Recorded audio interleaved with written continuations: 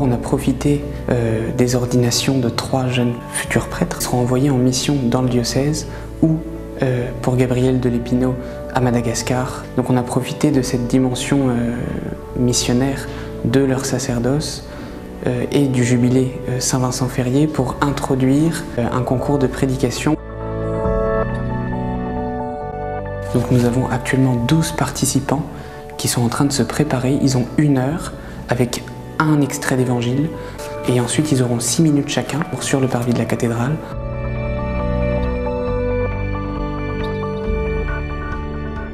Je pense que d'abord la prédication, au-delà du fond et de la forme, elle se travaille dans la lecture de la parole de Dieu, dans la méditation de la parole et dans l'oraison. C'est là qu'on puise et que l'Esprit Saint à la fois nous travaille.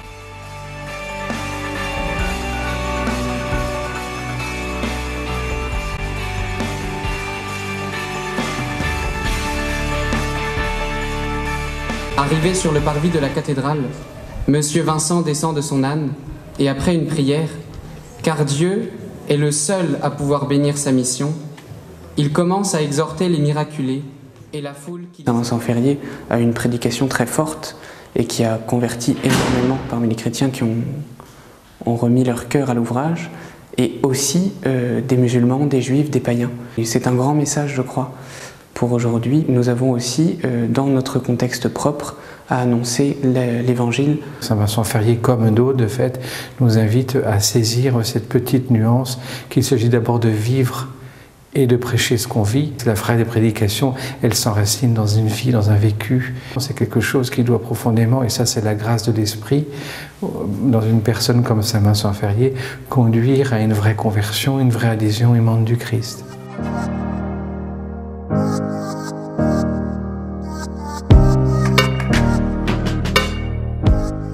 C'est au présent. Faites-vous des trésors. Donc c'est maintenant, c'est ici.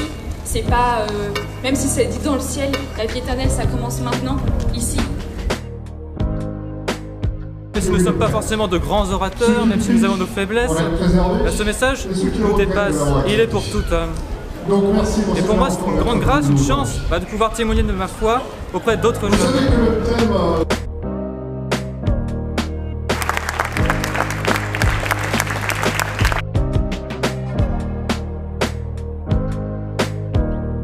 Tout ça pour que finalement le jour où nous verrons le Christ, il puisse être véritablement notre trésor.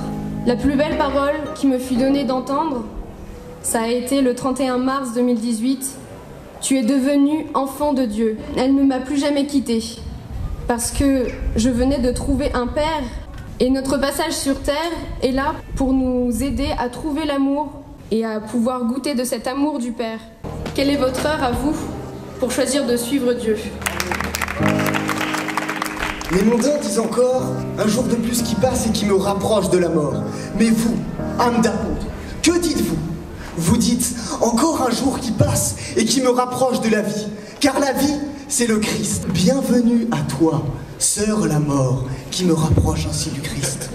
Où Saint-Vincent Ferrier m'a touché, c'est que j'aime beaucoup la Bretagne et quand on creuse un peu l'histoire de Vannes, en fait, on se rend compte que déjà c'est une terre missionnaire et que c'est une terre très riche d'un point de vue spirituel, d'un point de vue catholique, et que Saint-Vincent Ferrier à Vannes, il n'est pas du tout pour rien en fait, et qu'il a une marque.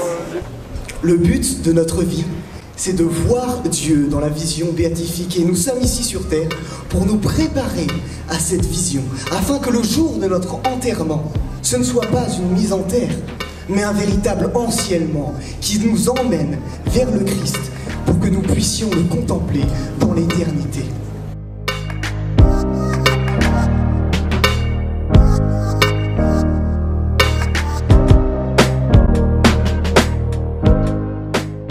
Notre cœur tourné vers lui, c'est ça notre trésor.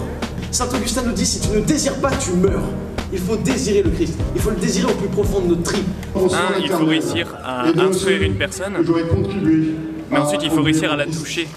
Parce que si jamais je fais juste instruire et qu'ensuite elle n'essaye pas d'appliquer ce que je lui ai dit, ça sert à rien. Maintenant on va voir si je vais y arriver. Avec la grâce de Dieu peut-être.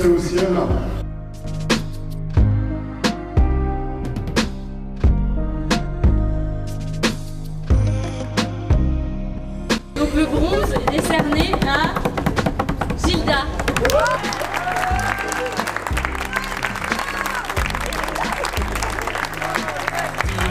Mes motivations, c'était de présenter le cadeau qui m'a été offert par Dieu, de le présenter à ceux qui ne le connaissent pas forcément, que quelques personnes, des passants, qui puissent entendre mon témoignage et ce que j'avais à dire.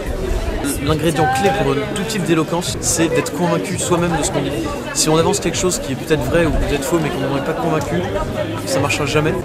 J'étais très stressée avant ce concours et je l'ai préparé en essayant de lire des passages de la Bible. Et les mots qui me sont revenus le plus souvent, c'était de Marc 13, comme quoi il fallait que je fasse confiance parce que c'est l'Esprit Saint qui allait parler à ma place. Pour la gloire de Dieu. Pour la gloire de Dieu. Faites confiance à Dieu, car il est beaucoup plus grand que nous.